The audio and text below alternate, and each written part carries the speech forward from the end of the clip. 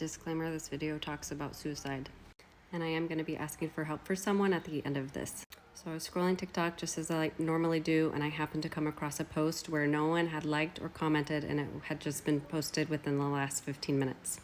I don't know what in my algorithm brought this man's video up to me, but it just did. I came across it.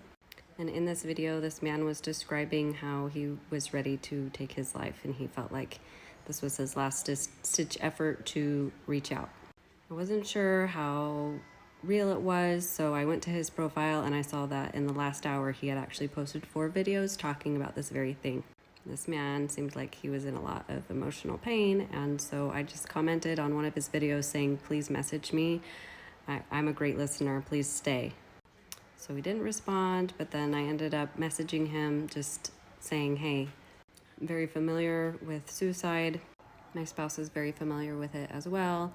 We are great listeners. Please stay. If this is something you're seriously thinking about, please talk to us, or please talk to somebody."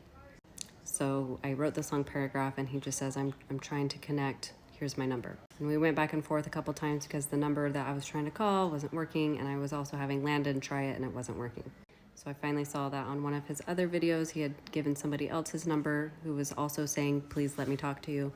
And I saw that there was one number that was switched, so I tried that phone number. And we finally connected, and I got Landon and me and him on a 3-way phone call. And then we were on the phone for like 45 minutes, just crying together and hearing this man's story, and Landon asking him to just keep going and stay. And ultimately what it comes down to is this man is on the brink of homelessness. He feels like he has no support in his life. He has nothing to live for. There's no purpose. There's nothing to live for. And he wasn't asking us for money. He was saying how crazy it is that we just happened to come across his video, and now we're talking, and we can relate to him in various ways, and we were just really connecting. But we certainly don't want this man to end up on the streets. And so me and Landon would like to start a GoFundMe for him. We know times are tough for everybody. I'm not pressuring anyone to participate in this, but I am going to set up a link for anyone who would like to contribute, because he has 28 days before he is kicked out of where he lives and is also unemployed and unable to seek employment at this time due to his emotional health. That being said, I think this could turn out really beautiful.